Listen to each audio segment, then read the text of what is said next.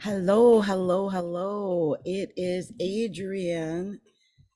I am also known as Capricorntigress around the internet. I've done a lot of astrology and uh, life coaching and different things as Capricorntigress. And I run Astrology, a look inside, and perceptiveguidance.com. So there's astrology, a look inside.com and perceptiveguidance.com. Go visit them and find out about what I do. I also like to apologize ahead of time for my voice. Um, I'm actually really happy to have a voice. I really did not have a voice for about off and on for about a month, really. I've been battling something I don't really know. And although I am not actually prepared to be on camera, I realized I have not done a manifesting money making millionaires video for months, for months. And that's the funniest thing. And I guess this is what we're going to talk about right now is that when you're ill, when you're sick, when you're, going through whatever you're going through on a physical level, all of the other things that we think are important in life, such as ambition, even jobs, like making money, even eating. There was a point when I didn't eat for almost a week. And I mean, when you're so sick that you can't eat, you definitely are not thinking about things like uh, budgets, uh, business, clients, appointments. I would think because of the illness that I've experienced off and on for most of 2023, everything that I built up until 2023 is need to either be rebuilt or I just need to look at it sometime during 2024 to reassess everything because the balance was off. Your health, and I've said this before, but I'm going to say it again because you can hear it when you literally are hearing me talk right now. And you can hear that when you're not at your best, when you're not at least 50% or 60%, if you're not able to do business or to have conversations or to speak or to get out of bed or to keep your head up, um, nothing else really makes any difference. I mean, I just realized I didn't even do anything with my hair, or even, really do my face or anything. I just had an emergency appointment earlier with my doctor. It was a tele appointment, but I didn't prepare to come live for the world to see. But here I am. Here I am. And I have been really trying to be 100% transparent over the last month, really. One, that if you're seeing photos of me and I look extra great, it's because it's probably AI, and I'm using AI because I'm ill, and it's hard to look great if you're ill. And so AI is helping me with that.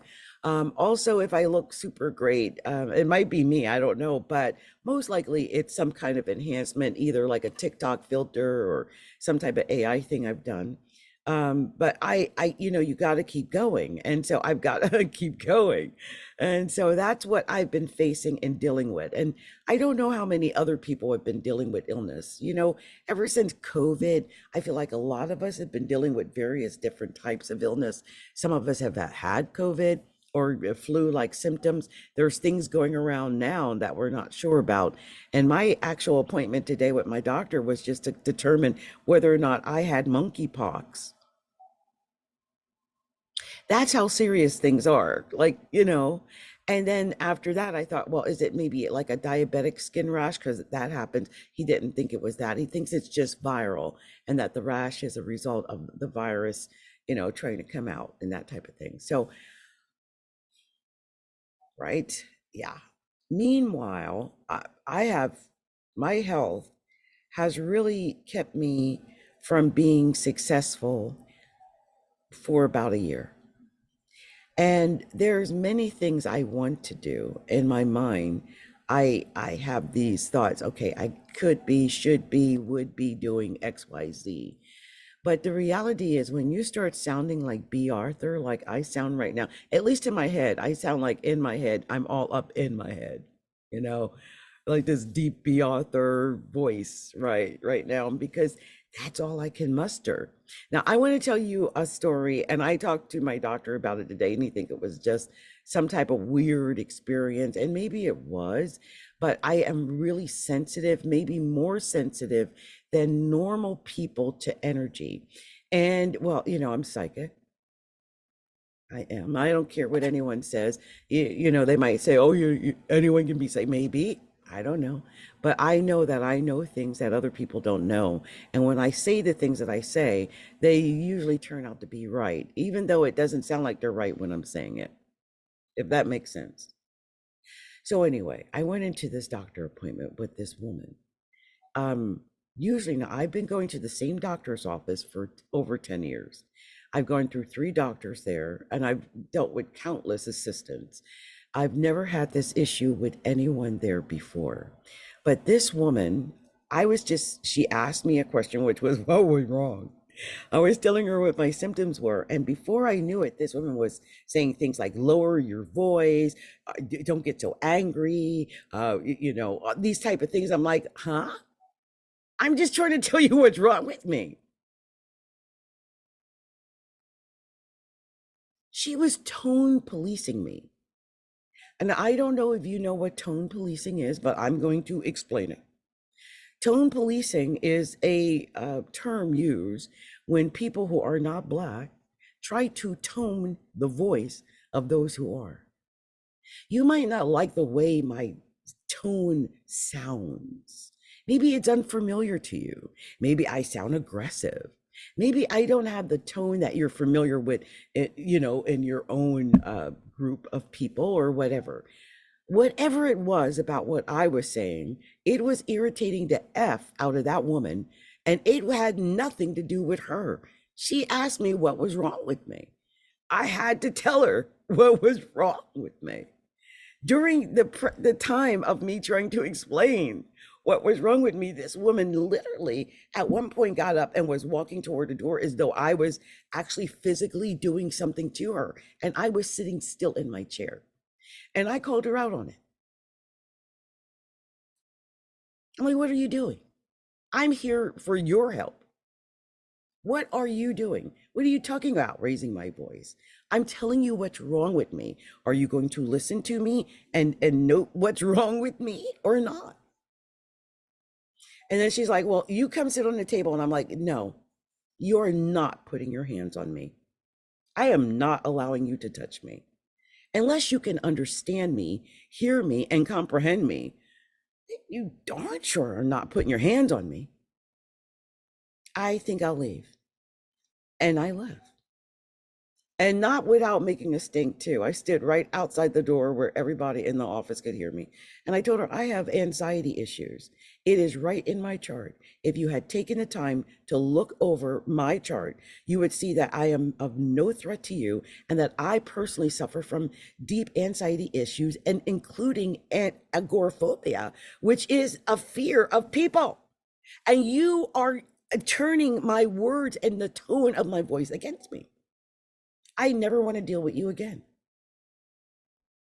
I left. I didn't even talk to now I talked to my doctor about it today, and he apologized profusely and thought, maybe, and we just poo-pooed it and said, oh yeah, maybe it was just, I'm a Capricorn, she's a Cancer, or maybe I got Aquarius, my first house, maybe she was a Leo. I don't know.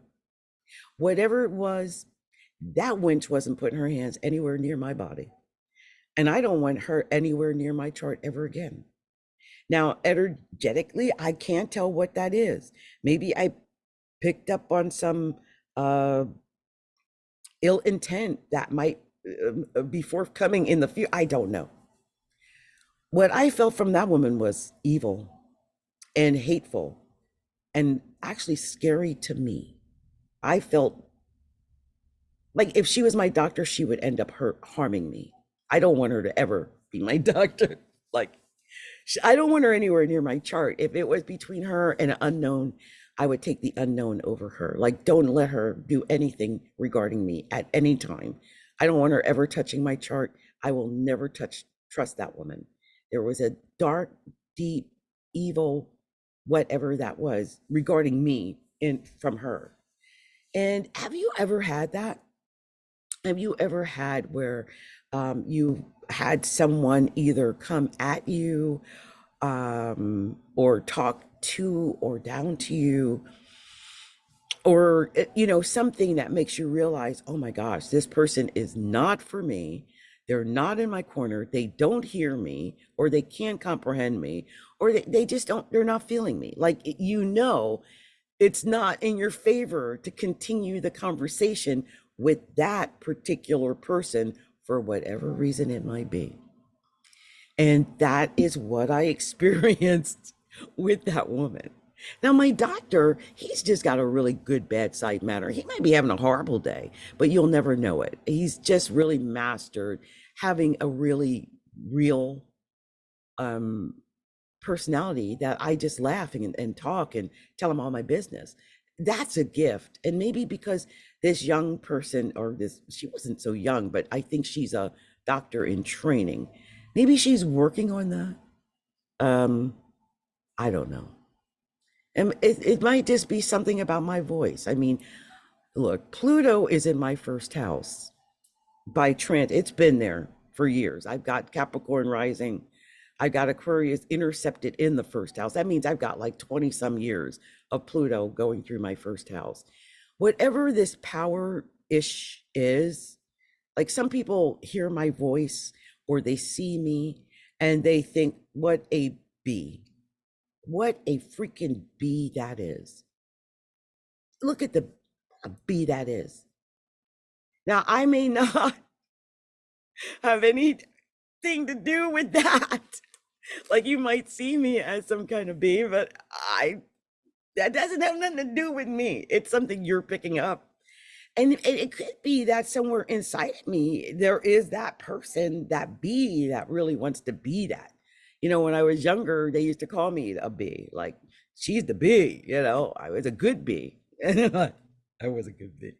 But the thing is, I'm older and I'm not trying to have nothing like that.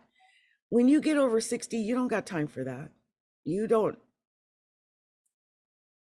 Mm-mm.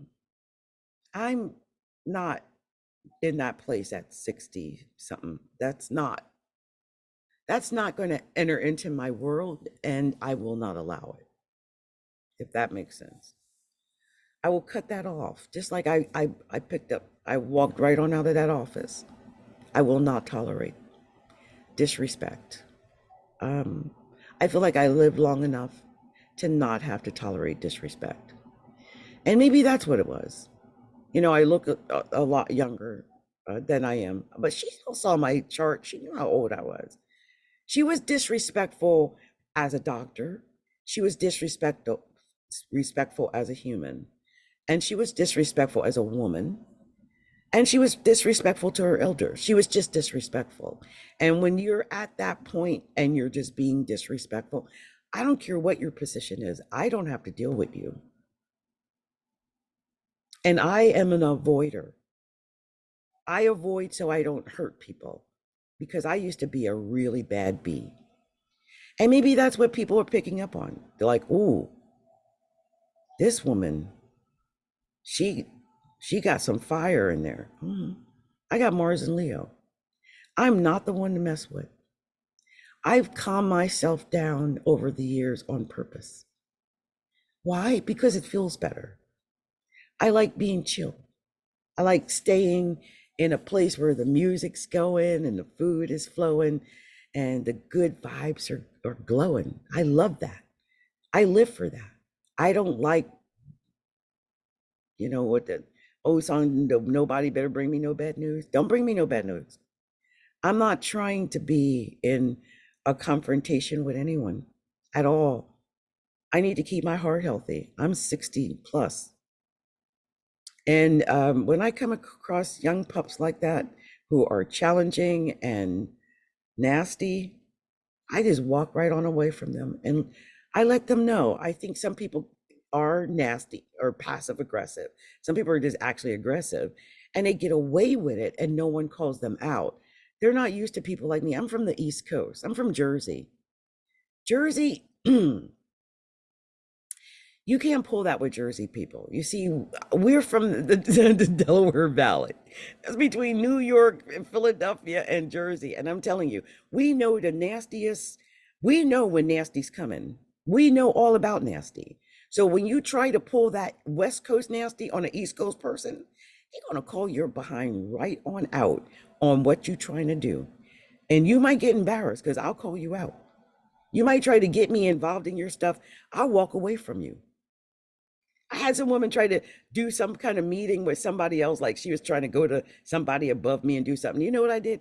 I went to the person above me and said, I ain't going, I'm not doing it. I'm not talking to her. She's below me. And I didn't. I told you I'm a B, but I do it differently now. I don't have to go out and attack people. And I don't need people attacking me. I'm a mature, older female woman who no longer needs that, nor will I tolerate it. I will not tolerate that. You come at me with that, I will call you out to your face. I will embarrass you. I will let you know about all your passive aggressiveness. I will call you out on whatever your issue is with me. And if I pick up a psychic hit, I'm going to tell you it. And people are not used to that. They're used to stepping on people and no one saying anything. Sometimes it's verbally stepping on people, making people feel like they're less than you. But I especially call those people out because I don't think anyone is above me. I'm just as worthy as anybody else. I deserve to win just as much as anybody else. I deserve whatever anyone else deserves. I'm not undeserving. So I don't deserve to be treated like crap for any reason. It is just not in my DNA, and I will not allow it. So I think it throws people off because you might see me looking all sickly, right? Just another Black woman or another Hispanic woman or whatever you're going to call me when you see me. But people call me whatever they want. But I'm not that. I'm me. I'm Adrienne OB. And I am a former B. And if you come at me with B attitude, I will match it, double it, maybe 10 times it. It will scare you and you will run, just like that lady. Because I will not tolerate it. And I will call you out. It'll embarrass you. I'll do it in front of people. I have no fear. I'm over 60. I don't fear that anymore. So yeah, I'll call you out. And maybe it's my Saturn in the first house. I always to go back to astrology. The funny thing, I'm a 6-2 generator too. So if you know human design, you'll understand. But the 6-2 generator, and I'm on the fighter line. I'm on the 30, I think it's 37.5 or 38. Anyway, I'm a fighter, okay? A natural born fighter. I had to fight to get to 60 plus. So when you come at me with your young 30, 40-year-old, I already know it, first of all. And I'll most likely call you out on your game because I'm not the one. You can take that and use it somewhere else, but I'm not the one. And you need to know when you are not around the one for that, because some people will call you out. East Coasters normally will do it anyway, but a B from the East Coast who had to fight her way to 60, you ain't stepping on me. I will not allow it. I will call you out. So it might be too, because I'm looking kind of ready. When you're sick, you need to get your hair done and all that kind of stuff. People start disrespecting you too when you're not looking at your own personal best. Don't let people disrespect you. Just because I look bad, don't mean I am bad. Just because I'm feeling ill doesn't mean that you treat me worse than. There is a horrible thing that we have in this country where people have started being mean and cruel to people they think are less than them. In particular, I'm talking about like the homeless, the way people treat the homeless, or people in poverty. It's disgusting. When I was growing up, like I said, I'm over 60 now, but people helped people. There were things like churches and organizations and just people that would open up their homes to help other people out of bad situations. My mother was known for helping people. I mean, she often got burned or robbed, but her heart was in the right place. She wanted to help people. Nowadays, they don't even want you to give food to the hungry. They don't want you to help people. So there's this weird undercurrent of mindset going on of like kill or be killed. It's survival of the fittest. Don't help the needy. It's weird. But also attacking on people you think are less than you, or more impoverished than you, that you feel superior to. You got to be careful of that, because you might see someone like me. I'm like a sheep in wolf's clothing. I look like I have no self-respect because I'm all disheveled. I'm always disheveled. But you come at me the wrong way. I got a college education, went to one of the best schools in America. I am not a stupid person. And a former, I always say I'm a former B, because I was a top B. You know what top Bs are. Top Bs will kick your, right? I went through about 40, 50 years of being a top B.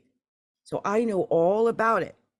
So when you come to me with that, I might feel it energetically. Like if you come to me with that B attitude, you'll probably get a look like this, like,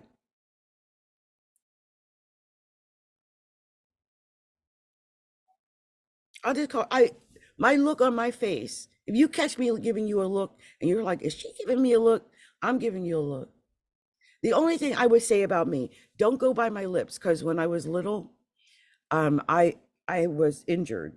And so sometimes when I'm smiling, it looks like it's a smirk. Looks like I'm smirking. I'm not.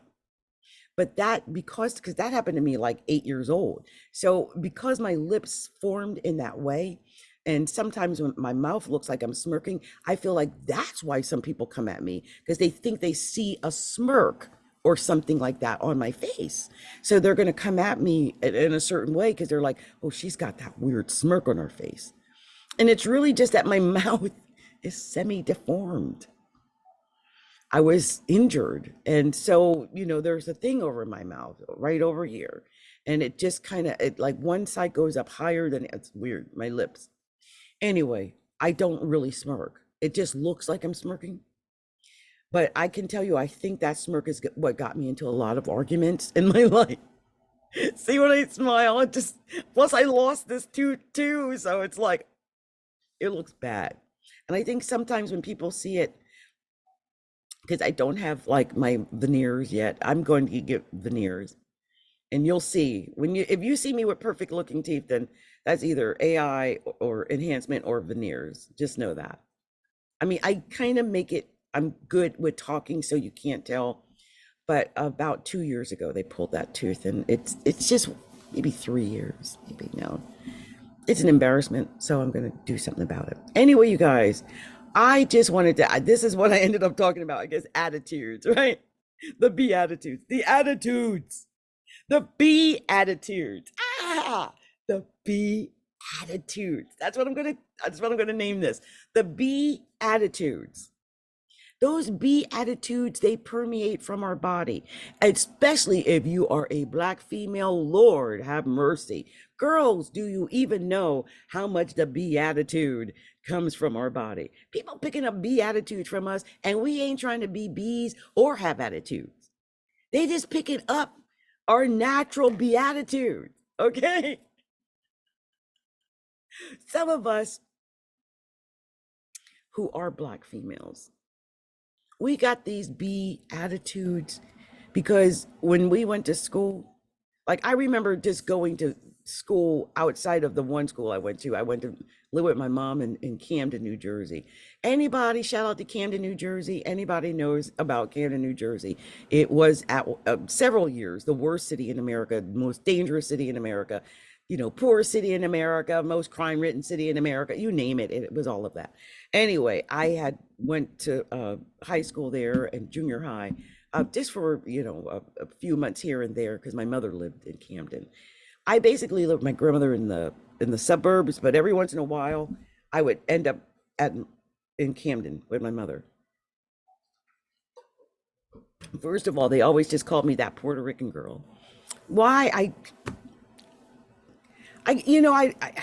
whatever. They just called me that Puerto Rican girl. I will admit that at that time, I had a really good hairstylist, and my hair used to blow in the wind. It was like Farrah Fawcett. It like I had it like it was so beautiful.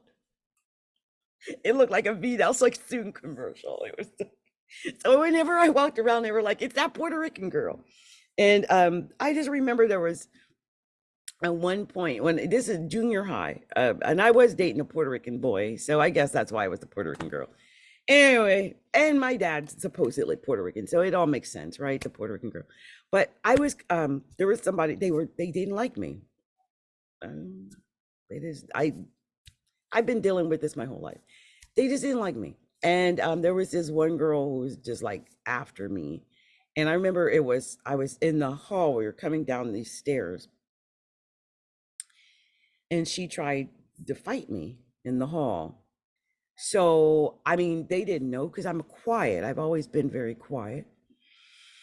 And but I had I had to grow up. I had to go. Went through a few years in Baltimore.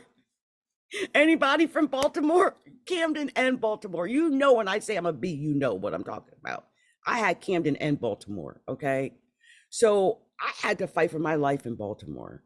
So by the time I got back to Jersey, I had fought 6 girls at one time. Like I was not the one to mess with. I was quiet, but I knew what to do.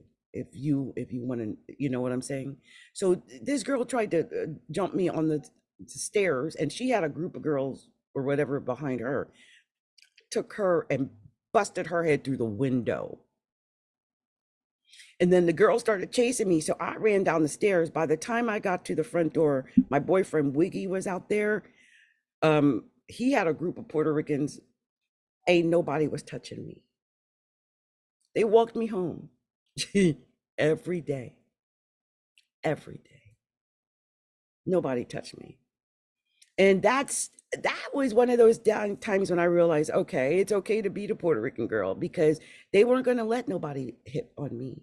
That was Pine Point Junior High. I still remember Pine Point Junior High. And yeah, every time I went to Camden, I guess that followed me because when I went to Woodrow Wilson for a few months, because I actually went to Hatton Township High School in the suburbs, but I had to go to Woodrow Wilson for a few months, and it's followed me there. They were like, "Oh, it's that Puerto Rican girl," and no one messed with me. Mm-mm. It was crazy. I can't explain it, but sometimes when you're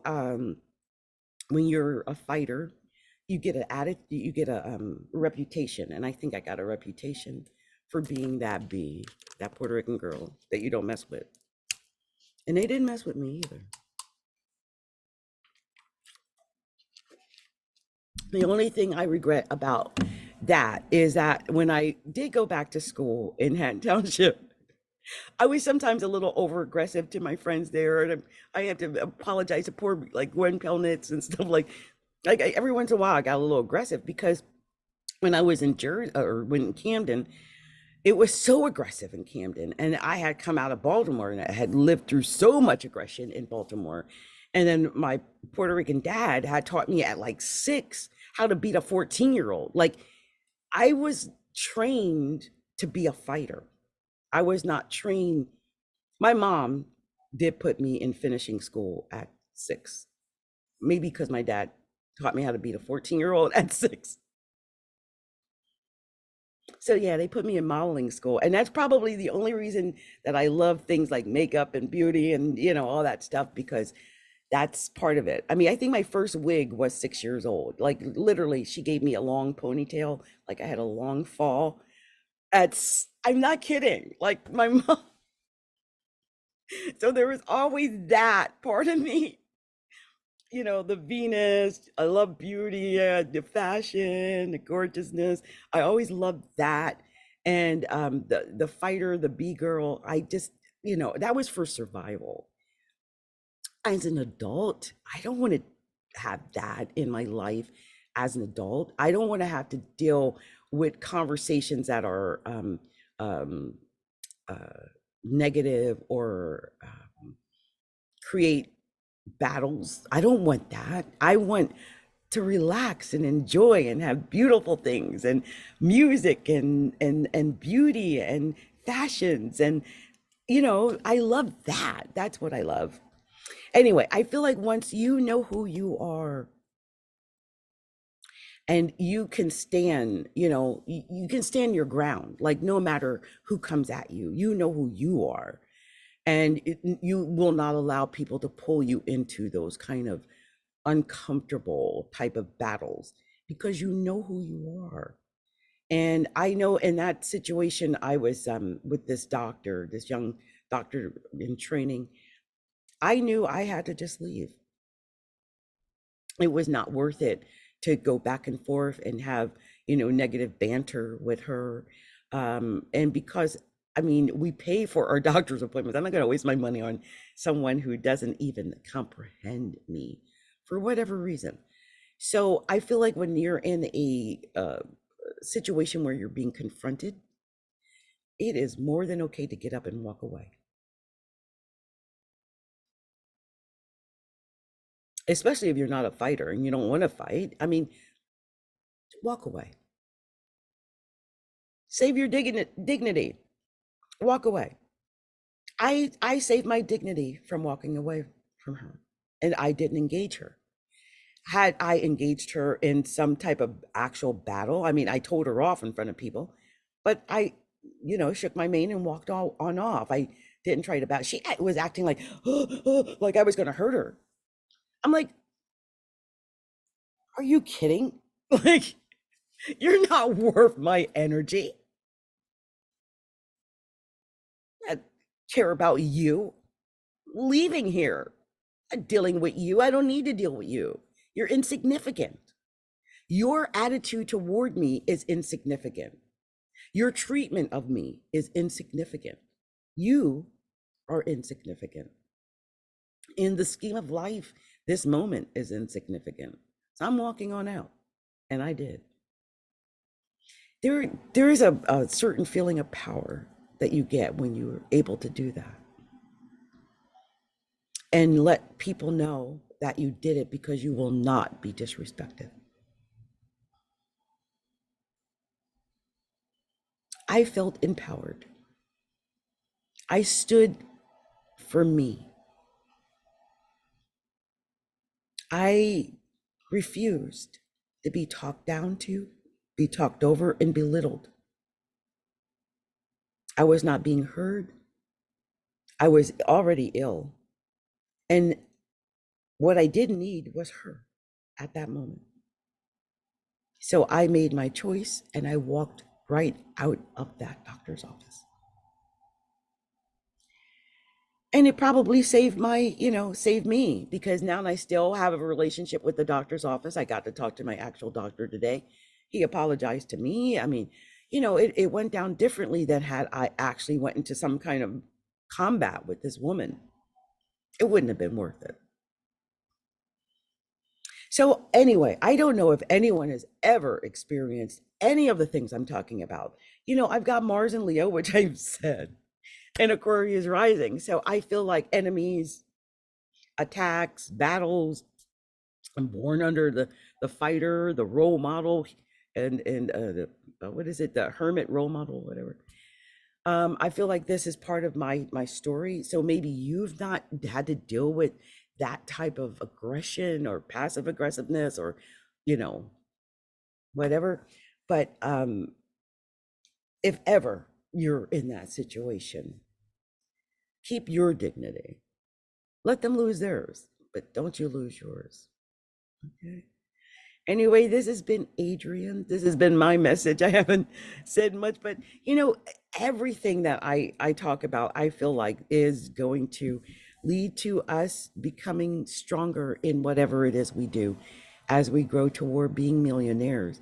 And sometimes it is about the attitude. You've got to have a certain attitude in order to go from, point A to point Z.